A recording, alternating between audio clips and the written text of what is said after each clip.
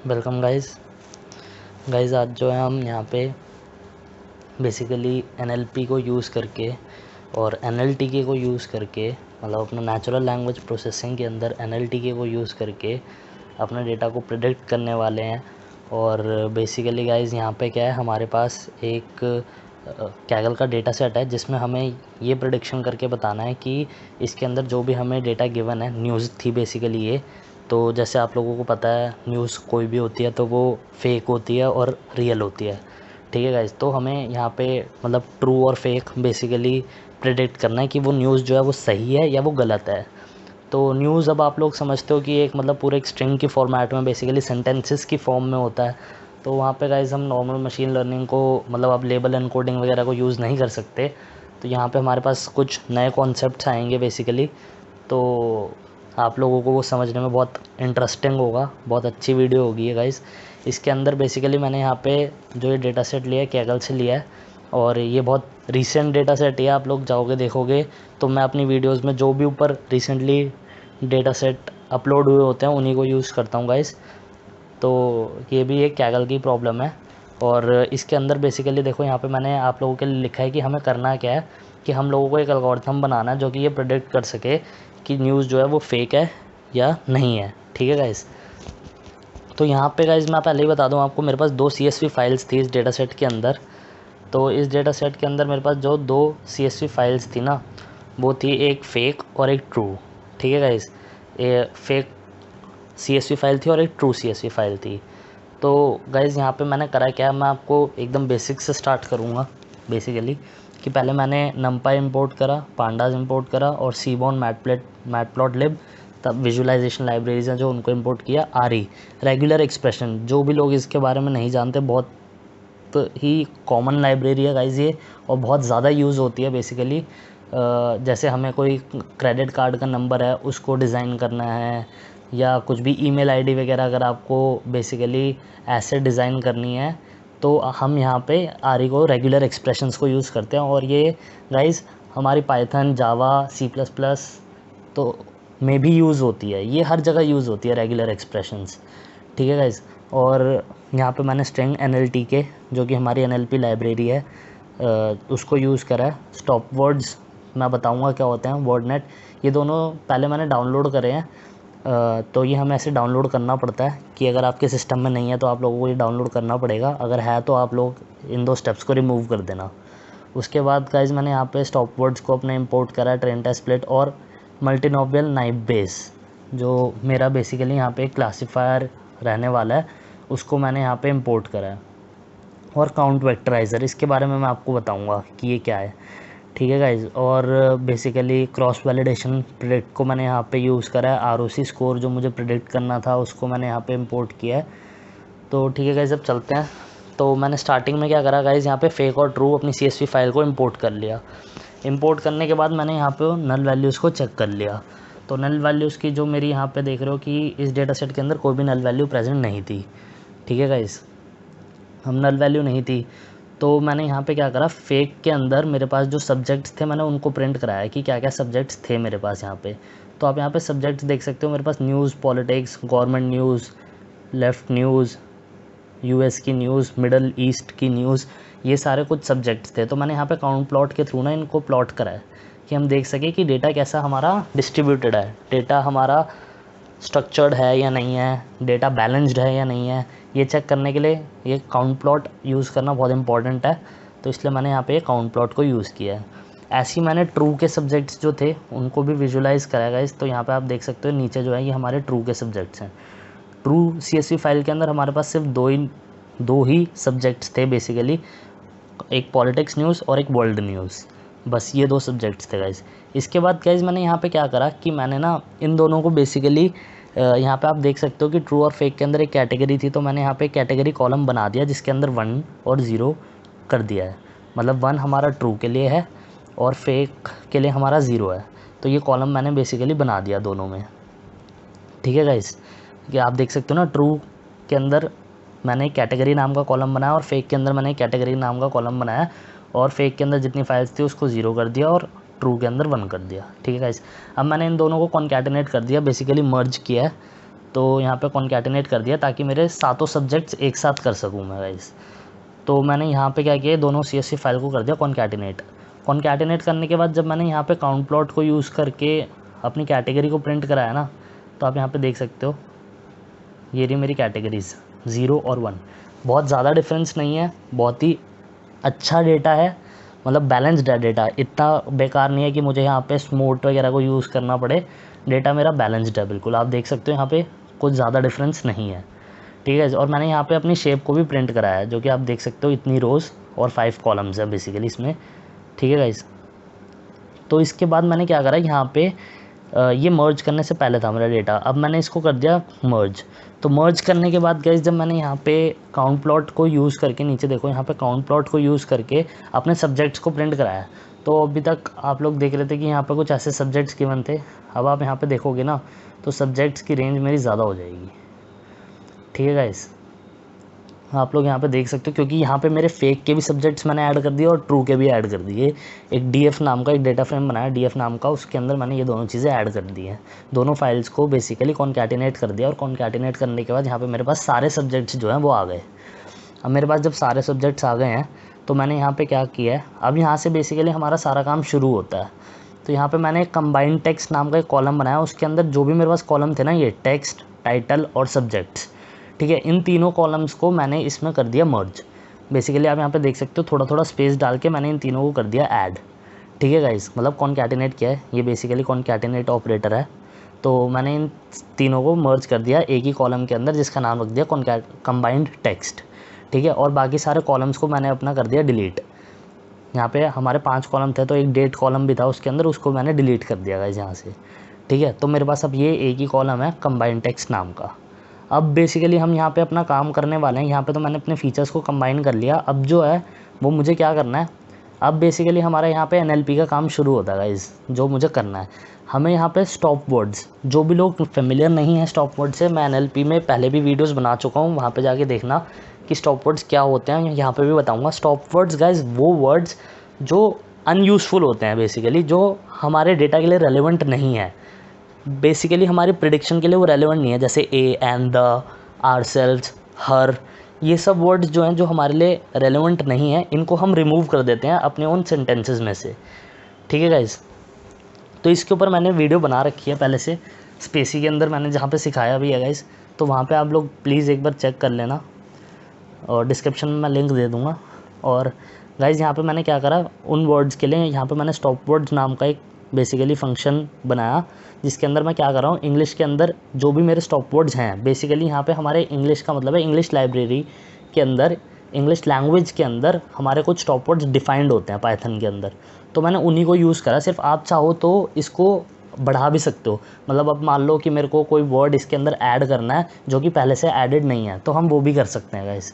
Dot append function को use करके हम इसको जितना लार्ज चाहें उतना लार्ज बना सकते हैं अपने हिसाब से।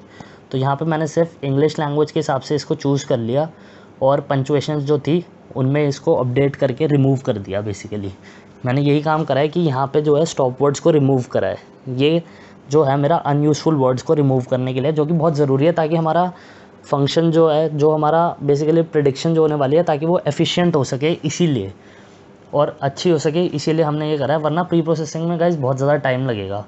अब प्री प्रोसेसिंग क्या होती है, प्री प्रोसेसिंग का मतलब है कि जब हम इतने बड़े सेंटेंस को एक वेक्टर में चेंज करेंगे तो वहाँ पे टाइम बहुत ज़्यादा लगेगा, इसलिए वो टाइम कम लगे, इसलिए बेसिकली, और वो अच्छा आउटपुट दे सके, एफिशिएंसी उसकी अच्छी हो सके, इसलिए हम ये स्टॉप वर्ड्स को रिमूव करते हैं, ठीक है गाइस। आई होप कुछ क्लियर हुआ होगा। उसके बाद हम करेंगे क्लीनिंग। अब क्लीन करने का मतलब क्या है गाइस, यहाँ पे देखो स्टॉप वर्ड्स तो हमने हटा दिए, ठीक है। स्टॉप वर्ड्स के बाद और भी तो वर्ड्स होंगे जो हमारे लिए बेकार हैं, जैसे क्वेश्चन मार्क, स्पेशल कैरेक्टर्स हो गए बेसिकली, या आपके डॉट ऑपरेटर्स हो गए, या मतलब स्पेशल सिंबल्स होते हैं जितने भी, वो हो गए। तो इन सब चीज़ों को भी तो रिमूव करना पड़ेगा हमें। तो बेसिकली यहाँ पे हमारा जो है रेगुलर एक्सप्रेशन को यूज़ करा है मैंने।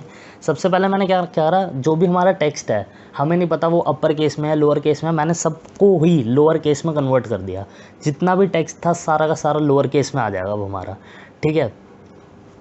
इससे क्या बेनिफिट होगा गाइस, इससे ये बेनिफिट होगा जैसे अगर एक एप्पल आपने लिखा है, एक एप्पल वर्ड आपने लिखा है कैप्स में, मतलब अपर केस में, तो और एक स्मॉल में, मतलब तो दोनों का सेम ही है, ठीक है, बट यहाँ पे क्या होगा, डेटा हमारा लार्ज हो जाएगा उससे। तो इसलिए वो ना हो, इसलिए मैंने सारे डेटा को कन्वर्ट कर दिया, जो भी हमारे टेक्स्ट के अंदर था उस सबको मैंने कन्वर्ट कर दिया इसमें लोअर केस में, ठीक है गाइस। अब लोअर केस में कन्वर्ट कर दिया, उसके बाद मैंने यहाँ पे क्या करा, एक लूप लगाया। लूप लगाने के बाद जो भी वर्ड्स मेरे स्टॉप वर्ड्स के अंदर थे ना, उन सब में मैंने क्या करा है, जो भी स्टॉप वर्ड्स में नहीं थे, अब जो बच गए बेसिकली, जो भी हमारा टेक्स्ट बच गया है सारा, उसके अंदर हम ये आर को यूज़ करके जो भी बेकार चीज़ें हैं वो हटाएंगे। जैसे ये देखो, यहाँ पे मैंने क्या करा, HTTPS, और ये अगर हमारे वर्ड्स हैं www डॉट बैकस्लैश, अगर हमारे ये सब चीज़ें हैं तो ये सब हमें रिमूव करनी है, ठीक है, कहाँ से, टेक्स्ट में से। तो RE डॉट सब मतलब सब्ट्रैक्ट, बेसिकली एक तरीके से आप इसे ऐसे समझ सकते हो। तो यहाँ से ये सब चीज़ें रिमूव हो जाएंगी, ठीक है। ऐसी मैंने ये सब चीज़ें जो हैं, ब्रैकेट्स, डॉट, क्वेश्चन मार्क और A to Z में जो भी है बेसिकली, इन सब को रिमूव कर दिया गाइस, ठीक है। तो इन सब को रिमूव कर दिया ताकि क्या हो सके, हमारा टेक्स्ट जो है वो थोड़ा क्लीन हो सके, ठीक है गाइस। क्लीनिंग के लिए मैंने ये बेसिकली करा है। तो जब हमारी टेक्स्ट की क्लीनिंग होगी तो मैंने यहाँ पे अब फंक्शन बनाया था, तो यहाँ पे रिटर्न कर दिया टेक्स्ट को। तो इससे क्या होगा, अब हमारे पास एकदम क्लीन टेक्स्ट ऑब्टेन हो चुका होगा, जो एकदम रेलेवेंट है अब हमारे को यूज़ करने के लिए, ठीक है गाइस। तो मैंने यहाँ पे क्या करा, अब जब हमने सिर्फ ये टेक्स्ट में करा है, तो मैंने ये टेक्स्ट को, टेक्स्ट कॉलम को जब कंबाइन टेक्स्ट में पास करके लैम्डा फंक्शन के थ्रू ऑब्टेन कर लिया, ठीक है गाइस। यहाँ पे आप देखोगे ना, यहाँ पे कंबाइन टेक्स्ट है। जब मैंने इस फंक्शन को कॉल करा है ना, तो इसके अंदर जो टेक्स्ट को पास करा है वो खाली ये टेक्स्ट कॉलम नहीं है, वो पूरा ये कंबाइंड टेक्स्ट है, ठीक है, जिसके अंदर हमारे पास तीनों कॉलम थे, टेक्स्ट भी, टाइटल भी, सब्जेक्ट भी। तो मैंने उसको कैसे पास करा है, ऐसे देख सकते हो आप, लैम्डा के अंदर पास करा है क्लीन टेक्स्ट को, ठीक है गाइस। क्लीन टेक्स्ट जो हमारा ये था, इसके अंदर मैंने कंबाइंड टेक्स्ट को पास कर दिया, और जो भी मेरा आएगा वो इस df टेक्स्ट कॉलम के अंदर सेव हो जाएगा, ठीक है गाइस। आई होप आप लोगों को समझ आया होगा कि मैं यहाँ पे क्या कर रहा हूँ। उसके बाद मैंने ना अपनी लास्ट 10 लाइन्स को यहाँ पे प्रिंट करा लिया df कॉलम के अंदर, ठीक है। जो भी मेरे पास डेटा है वो लास्ट 10 चीज़ें मैंने यहाँ पे प्रिंट करा ली। तो ये देखो, ये ऐसा होगा कुछ, ये कैटेगरी, टेक्स्ट और कंबाइंड टेक्स्ट, ठीक है गाइस। तो ये हमारे पास कॉलम्स थे जो कि यहाँ पे आ चुके हैं, और ये एकदम क्लीन है, ठीक है गाइस। इसके अंदर कुछ भी हमारे पास बेकार सी चीज़ें नहीं हैं। तो ये आप लोग अगर पढ़ोगे तो थोड़ा समझने में हम लोगों को सही नहीं लगेगा, क्योंकि इसके अंदर से हमने सारे स्टॉप वर्ड्स और बहुत सारी चीज़ें रिमूव कर दी हैं फालतू की, ठीक है गाइस। उसके बाद अब मैंने यहाँ पे क्या करा, जब ये अपना प्रिंट हो गया, तो अब बेसिकली यहाँ पे मैंने लेंथ को एक बार यहाँ पे चेक करा है कि जैसे फेक लेंथ थी, तो उसके अंदर 0 डॉट मतलब 0 जो भी था हमारा उसको, और 1 जो भी था उसको, लेंथ को यहाँ पे बेसिकली चेक करा है कि लेंथ हमारे पास कितनी है, ताकि हम एक बार लेंथ को कैलकुलेट कर सकें और चेक कर सकें कि जो हमारी लेंथ है वो एक्चुअली में है कितनी, टेक्स्ट की लेंथ क्या है। तो गाइस जब यहाँ पे मैंने ये प्लॉट करा, तो आप लोग देख सकते हो यहाँ पे मैंने एक मैटप्लॉटलिब को यूज़ करके यहाँ पे एक फंक्शन बनाया, और फंक्शन ही हिस्टोग्राम बनाया बेसिकली, और हिस्टोग्राम में यहाँ पे अपने डेटा को प्रिंट कराया, फेक लेंथ और ट्रू लेंथ को। तो ब्लू से जो आ रहा है ये मेरा लेजेंड, मतलब आप लोग बोल सकते हो इसको। तो ब्लू से मैंने डिनोट करा फेक लेंथ को, और ऑरेंज से मैंने डिनोट करा ट्रू लेंथ को। तो फेक लेंथ की जो हमारे पास यहाँ पे फ्रीक्वेंसी आ रही है, फ्रीक्वेंसी काउंट वो बहुत ज़्यादा है, और ट्रू लेंथ का फ्रीक्वेंसी काउंट थोड़ा कम है। उसके बाद गाइज मैंने यहाँ पे क्या करा, ट्रेन टेस्ट स्प्लिट, जो बेसिकली अब मेरे को अपने डेटा को स्प्लिट करना है, तो मैंने एक्स में पास कर दिया अपने टेक्स्ट कॉलम को, और कैटेगरी को पास कर दिया, कैटेगरी जो 0-1 में होने वाली है बेसिकली उसको पास कर दिया वाई के अंदर, ठीक है गाइस। अब जब हमारा इतना काम हो गया, तो अब हमें क्या करना है, यहाँ पे मैंने क्या करा, ट्रेन टेस्ट स्प्लिट को यूज़ करा, और टेस्टिंग साइज़ रखा अपना 20, और टेस्टिंग साइज़, उसके बाद मैंने यहाँ पे अपनी शेप्स को प्रिंट कराया कि मेरी जो ट्रेनिंग की लेंथ है वो कितनी है और टेस्टिंग की लेंथ है वो कितनी है। तो आप यहाँ पे देख सकते हो कि 35,918 जो है वो मेरी एक्स ट्रेन की लेंथ है, और वाई ट्रेन की लेंथ भी इतनी है, और टेस्टिंग की जो लेंथ है वो है 8,980, ठीक है गाइज़। अब इसके बाद हमारा जो होता है, जैसे हम करते हैं क्या है, हम इसको आप लोग कहोगे कि बेसिकली अगर ये हमारे वर्ड्स होते सिंपल नॉर्मल एक दो, तो हम इनको उसमें भी कर सकते थे, जैसे कंट्री का नाम होता तो हम यहाँ पे लेबल एनकोडर को यूज़ कर सकते थे। बट बेसिक थिंग इज़ ये है टेक्स्ट और हम पढ़ रहे हैं एनएलपी। तो हमने क्या करा गाइस, यहाँ पे काउंट वेक्टराइज़र, बहुत लोग इससे फेमिलियर हैं, बहुत लोग नहीं हैं, तो ये एक नई चीज़ है, तो मैं इसके बारे में आप लोगों को बता देता हूँ थोड़ा सा।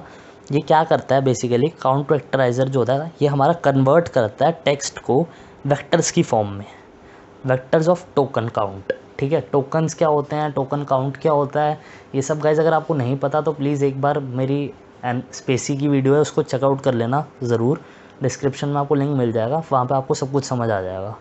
तो काउंट वेक्टराइज़र का काम क्या है वो मैं आपको यहाँ पे बता रहा हूँ कि काउंट वेक्टराइज़र जो होता है बेसिकली वो हमारे टेक्स्ट को एक टोकन्स में कन्वर्ट करता है, टोकन काउंट के अंदर। ठीक है, तो ये बेसिकली आप ऐसा समझ लो कि ये 010101 की फॉर्म में कन्वर्ट कर देता है हमारा। ठीक है, तो इससे क्या होता है, हमारा pre processing of text data जो होता है ना वो भी इसी के अंदर हो जाता है। अब pre processing of text data मतलब टेक्स्ट को इसने कन्वर्ट कर दिया हमारा उसके अंदर, वेक्टर्स के अंदर या आपको टोकन काउंट्स के अंदर। तो इससे क्या होगा, ये हाईली फ्लेक्सिबल है बहुत ज़्यादा। टोकन वेक्टराइज़र जो होता है वो हमारा हाईली फ्लेक्सिबल होता है इसी वजह से, इसी फीचर्स की वजह से। ठीक है गाइस, तो यहाँ पे मैंने क्या करा, आप देखो मैं आपको यहाँ पे प्रैक्टिकल बता रहा हूँ कि मैंने वेक्ट के अंदर टोकन वेक्टराइज़र की क्लास को कॉल कर लिया। ठीक है, अब यहाँ पे कॉल करने के बाद जो मैंने यहाँ पे फिट ट्रांसफॉर्म फंक्शन को यूज़ करा ना, ये अपने ट्रेनिंग डेटा पे करा है अभी सब कुछ काम। यहाँ पे मैं आपको बता देता हूँ कि मैं यहाँ पे जो है ट्रेनिंग डेटा पे कर रहा हूँ काम। ठीक है गाइस, ये हो गया मेरे ट्रेनिंग डेटा पे। तो मैंने क्या करा, एक्सट्रेन कॉलम जो था उसको पास कर दिया वेक्ट डॉट फिट ट्रांसफॉर्म के अंदर। अब ये फिट ट्रांसफॉर्म फंक्शन का ही काम है कि ये क्या करेगा, एक्सट्रेन के अंदर हमारे पास तो पूरी लेंथ थी अभी तक, सेंटेंसेस थे, उनको ये क्या करेगा एक बेसिकली वेक्टर्स में कन्वर्ट कर देगा। ठीक है गाइस, जो कि हमारा स्पार्स मैट्रिक्स होता है उसमें ये कन्वर्ट कर देगा। ठीक है, उसके अंदर इसने यहाँ पे कन्वर्ट कर दिया। और मैंने अब नीचे के, अगर आपको टेस्टिंग डेटा पे भी करना तो आप लोग कर सकते हो, मैंने नहीं करा क्योंकि वीडियो बहुत ज़्यादा लंबी हो जाती है, इसलिए यहाँ पे टेस्टिंग डेटा पे भी कर सकते हो और उसके लिए भी एक्यूरेसी प्रिंट कर सकते हो। फिर मैंने यहाँ पे क्या करा गाइस, यहाँ पे सिर्फ अपना ट्रेनिंग डेटा को पास कर दिया और करवा लिया यहाँ पे ट्रांसफॉर्म फंक्शन के थ्रू इसको चेंज। उसके बाद मैंने मॉडल बनाया मल्टीनोमियल नाइव बेस। आप और भी मॉडल ट्राई कर सकते हो, गॉसियन नाइव बेस को भी यूज़ कर सकते हो, उससे भी अच्छी एक्यूरेसी आएगी। बेस्ट मुझे जो लगा अभी तक मल्टीनोमियल नाइव बेस बहुत अच्छा है गाइस, इस इन केसेस में जब भी हमें टेक्स्ट की प्रेडिक्शन करनी हो तो ये बहुत अच्छा काम कर रहा है, और स्पेशली इस डेटा सेट में। इसके बाद गाइस मैंने यहाँ पे क्या किया, फिट कर दिया, मॉडल को ट्रेन कर लिया। अब मॉडल को ट्रेन कर लिया उसके बाद मैंने अपनी एक्यूरेसी को बेसिकली यहाँ पे, एक्यूरेसी नहीं, यहाँ पे जब ट्रेन करा मॉडल को तो हाँ एक्यूरेसी को प्रिंट कराया गाइस। मॉडल ट्रेन हो चुका है, मॉडल की एक्यूरेसी आ चुकी है। अब क्या बचा प्रिडिक्शन का काम। यहाँ पे मैंने क्रॉस वैलिडेशन को यूज़ किया, क्रॉस वैलिडेशन प्रेडिक्ट फंक्शन को, और अपने मॉडल को पास किया और उसके साथ एक्सट्रेन वाइट्रेन और क्रॉस वैलिडेशन मतलब जितने मुझे फोल्ड्स चाहिए उनको पास कर दिया और प्रिंट करा लिया अपना वाइब्रेड को। तो गाइज़ यहाँ पे देखो मेरा जो एक्यूरेसी आ रही है वो आ रही है 96.96%, which is quite good. I think so ये अच्छी एक्यूरेसी है और ये सही आ रही है बहुत। और यहाँ पे मैंने अपने डेटा को प्रेडिक्ट कराया, ये देखो ये 0101 की फॉर्म में है, जो कि लेबल्स हैं मेरे, जो ऊपर में भी हमने यहाँ पे करा था कि 0101 की फॉर्म में होने वाला है। ठीक है गाइज़, तो यहाँ पे हमारे बेसिकली लेबल्स आ गए हैं और ये एक्यूरेसी जो है ये 96% करेक्ट है। इसके बाद मैंने यहाँ पे ROC स्कोर को भी प्रिंट कराया है। ठीक है, ROC AUC स्कोर को भी प्रिंट कराया है। तो यहाँ पे आप देख सकते हो मैंने ROC AUC स्कोर फंक्शन को ऊपर इंपोर्ट करा है, वहाँ से मैंने यहाँ पे वाइट्रेन और एक्सट्रेन वाइट्रेन प्रिडिक्ट जो बेसिकली मेरी प्रिडिक्शन हुई है उसको पास करा है, और उसको पास करने के बाद मैंने यहाँ पे अपना ROC स्कोर प्रिंट कराया है, जो कि अप्रॉक्सीमेटली 97% के अराउंड आ रहा था, और 96.27% ही आ रहा है, विच इज़ क्वाइट गुड। और गाइज़ ये कैगल की प्रॉब्लम थी, तो कैगल जो है वो प्रॉब्लम्स जो होती हैं वहाँ पे थोड़ी डिफ़िकल्टी होती है, फिर भी हमें 97% एक्यूरेसी मिल गई, जो कि मुझे लगता है काफ़ी अच्छी है। तो आप लोग इसके बाद गाइज़ टेस्टिंग डेटा पे भी करके देखना, उसमें भी 97-98% तक आराम से आप लोग आ जाओगे, and which is quite good. तो आई होप आपको ये वीडियो पसंद आया होगा गाइज़। वीडियो पसंद आया हो तो लाइक ज़रूर करना, कोई भी डाउट हो कमेंट सेक्शन में पूछ लेना guys, no issue. Thank you guys.